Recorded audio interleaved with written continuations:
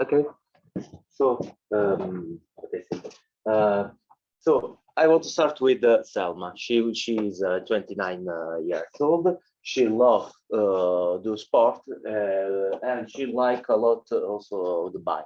So she take bike in the week in the weekend, and she also want to take bike every day for his community trip.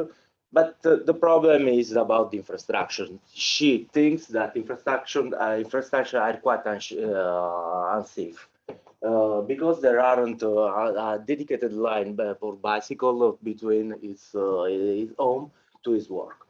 So the point is, uh, in which manner can improve the quality of the trip of this person that now she must take the car, she cannot take the bike. If we change something in the infrastructure, and on the other side, if you change the infrastructure, what is the impact of the people? There are more or more people that will change or not. We are not sure if you change that. So the point does work.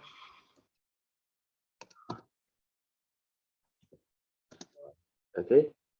So, so in this presentation, I will show you how we can try to investigate the relationship between the urban form, so the for the building and the transportation network, and the mobility mode, and more important, the new form of mobility, and what is this what is this relationship, and also how we can model that. So I will start with introduce yourself on this topic. In the first step, in the second step, I will talk a bit about around the existing database and how we can create a consistent database to investigate those kind of problems. In the third part, I will show you how we can model it, this interrelationship. I will conclude that. So before to start that, I will recall you before Jacob say you also that I'm in the Future Cities Lab. Future Cities Lab is a joint laboratory between the French and Chinese university, and they have different challenges. One of them is investigated the planning. Is focus different focus. One of them is the transportation, and the research is focused also in the framework, in the proposing new framework to modeling also the planning and the transportation. So that is the big framework of this work. So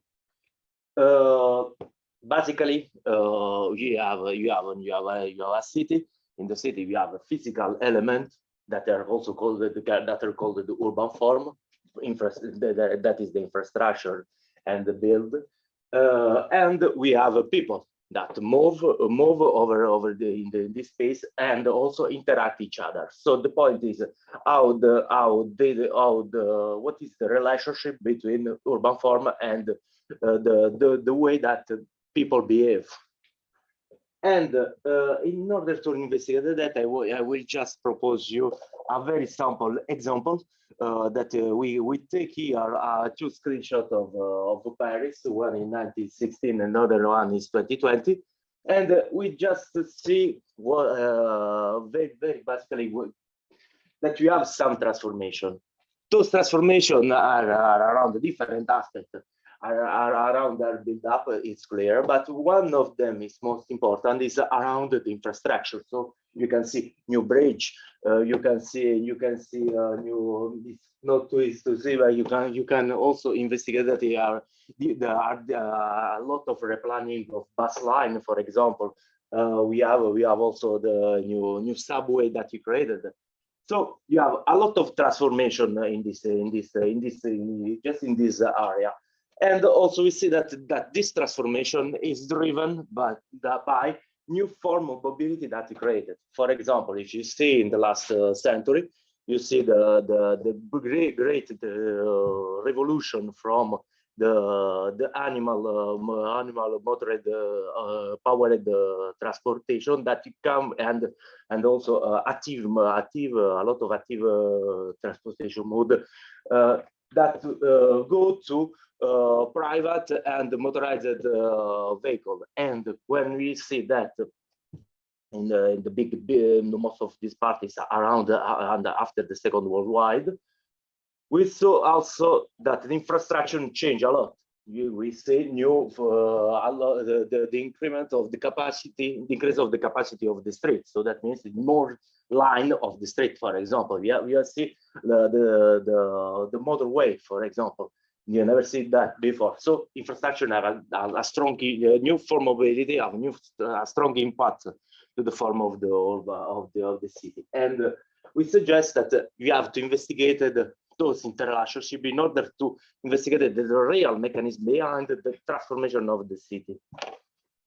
So before to investigate that, we have to look in front of the data that we have. And in the case of is not enough for our proposals, maybe you have to improve that then. And we just have another sample example. We see Paris, we see Arc de Triomphe, and we see here that if you consider all the data set that we have now, so of the 2022, and we see that there are a lot of inconsistencies. For example, you see that an overlapping of different network, and often those overlapping are not exactly from geographical point of view, and not exactly coherent. So you have some distance that create a lot of problem, especially when you have to stimulate those transformations. Also, we see that those databases are in different formats, and those not all formats are compatible with the framework for simulation. So we have those kind of problems. And also we see that there are some information that are not integrated, but we think is very important. For example, just the physical constraint, like the width of streets. It is crucial to know that in order to say which kind of mobility mode is possible in this street. Just consider the width, for example. And this information often you don't have in this kind of database. So before to try to investigate it, and try to model how it can transform during the time, you have to fix the data, and that is the work that he done in GE in last month. So you need we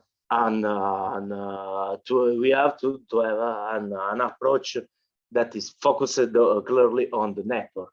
And we prefer to consider open access software and open access data too, because in this manner, this is the only manner that allows us to investigate the whole city in the world. So, so our goal is create a very general procedure to apply in different contexts. We have clearly we have to improve all information that you don't need, like physical constraint. We also think that it's very important to integrate it with some basically transportation and graph analysis in order to better understand this kind of a network and their characteristics. And also, it's very important to consider the locally what will happen, because why that? Because when you have some characteristic of the network locally, this characteristic can have a huge impact to the whole system. Typically, for example, problem with the congestion is just in one part, in a small part of the city where we can have a problem, but we have a huge impact of the whole system. So we have to consider locally all aspects. So you have to wrap up in 5 minutes. Sorry about that. Yeah, I have 5 minutes to. Yeah. Okay. Just to let you know, because if we want to have a bit of a change and we're a bit late, so try to go very fast. Please. Yes. So very quickly, the methodology to create this database, we start with three different kind of database. We create a new network that we call the center line. When you have this network, we integrated the information from graph analysis and integrated all information from the characteristic of the street and the characteristic of transportation. And then we have an output, a new network. You know, just we can see how we can what is the result. The starting point is not to start from an existing network. We start from the build-up. So we consider this, that between two buildings you have a street or a transportation line. So we have to, I'm not sure what it is. We created that with different geographical processing, and we simplified that, and then we integrated also all information from the transportation, the railway transportation network, in order to know, for example, what is what is the mobility mode that you have. For example, if you have a bus stop or subway stop close to the link.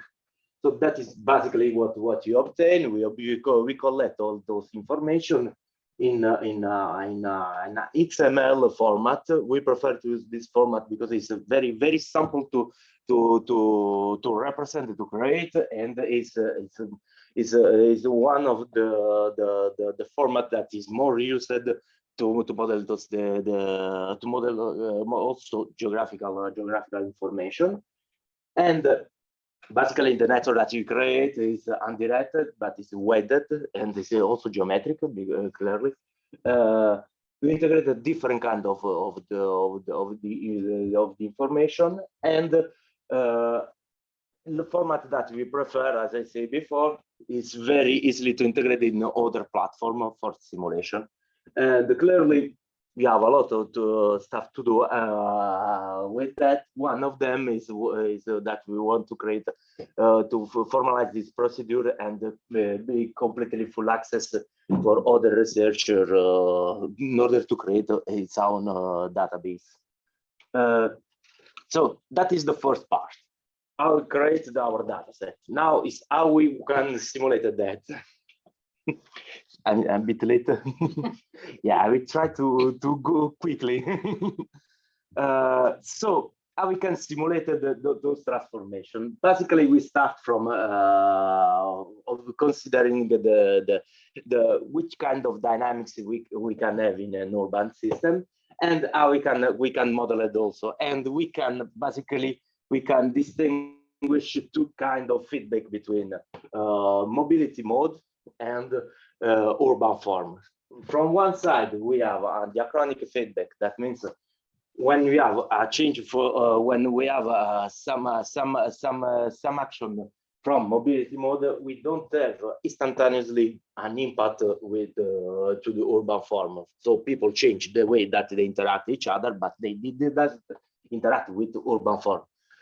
But after a while, we see that we have some transformation that maybe come from the policymaker, for example. It's not exactly the people that do that, but you have this transformation, and that is a point that we are looking for.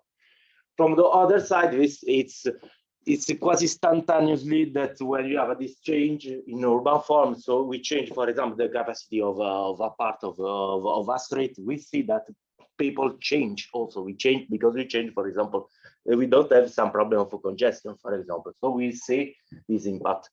Those two kind of dynamics, we try to model it in a new framework, which is start from this hypothesis. So diachronic impact from one side, the synchronic impact, the feedback from the other side. And basically, the framework we propose is decoupled from two simulators. One of them is an agent-based model in order to model the interaction from a microscopic point of view of people and their moving in a dealing simulation.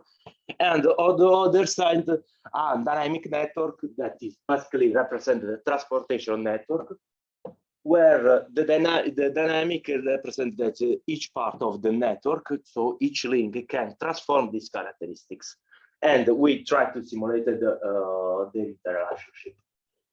How we can do that? The general framework that we propose is basically starts with an input here, where we have the network, and we have the plants. The plants, that means the population that they have to do something during the day. So go to work, go to looking for the children in the school. So this is the plan of the people, and we simulated that in microscopic point of view.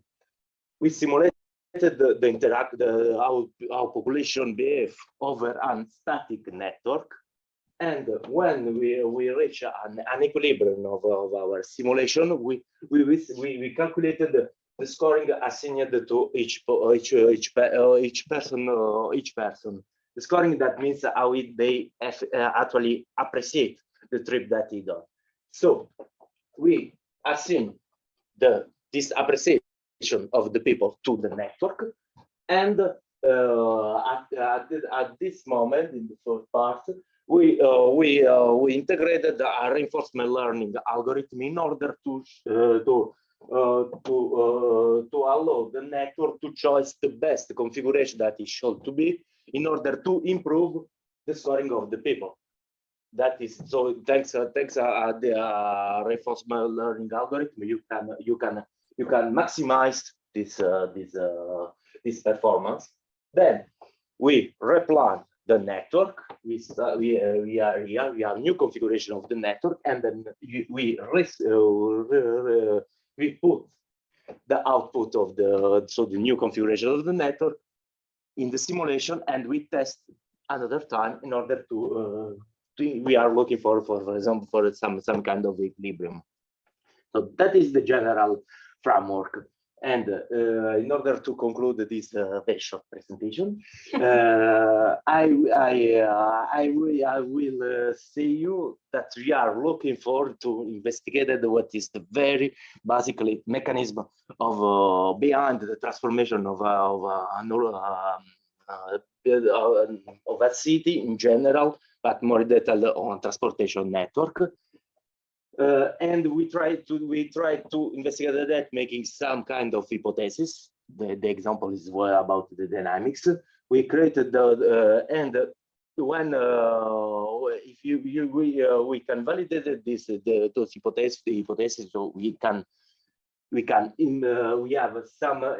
explain some dynamics historically, but we can also investigate what we can happen in the future. So the goal of this project is also to propose some suggestion to policymaker decision in order to improve the quality of the life of the people. So it is important to investigate it also, and quantitatively measure the characteristic of the network in terms of the robustness of the connectivity or the accessibility also, and evaluated the quality of the urban mobility. So actually, the level of congestion, if changes, a huge impact or environmental impact or not, this kind of transformation, and so what is the dominant mobility mode that can create some scenario. So thank you so much.